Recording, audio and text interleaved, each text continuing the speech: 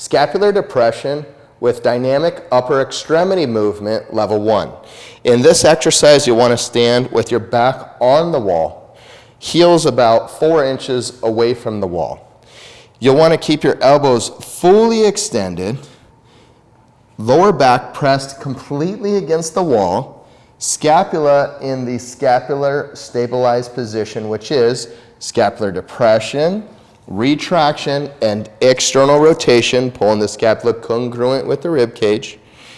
And you want both, again, the lower back and the scapula doing that at the same time. And in a minute, I'll show you exactly why that's so important. So with that being in position and head also against the wall, begin to bring the arms up and almost kind of like in the football, how this is a touchdown symbol, right? This is a touchdown symbol in football, just like that. So once you get to about the 3/4 of the way up position, you'll want to pause, or about 130 degrees of shoulder flexion. You'll want to pause and make sure, again, same thing, lower back against the wall, scapula depressed and retracted, externally rotated, head on the wall. Then you'll continue. When you get to 90%, do a check-in with the alignment again. Lower back against the wall, scapula depressed, because those things will start changing as you start losing mobility getting up top here. And then continue all the way.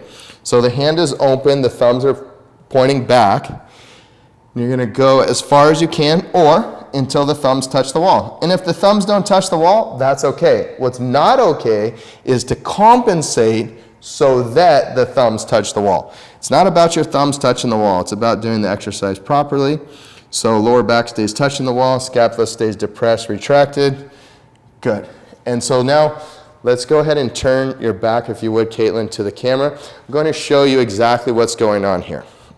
So, of course, she can't lean back the way she was against the wall exactly, because she would fall, because she's actually using the wall to lean her body weight some against.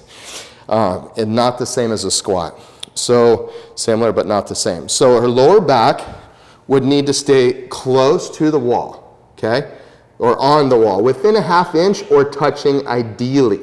So what happens is when she's like this and scapula is depressed, retracted, any motion that happens here will be from about here will be primarily restricted from the lats and the pec minor, which is exactly what we're using functional mobility for within this exercise. When the lower back starts to arch off the wall, then the spine starts to compensate for the lack of shoulder mobility by arching here, and it's tilting instead of getting the range of motion from the scapula.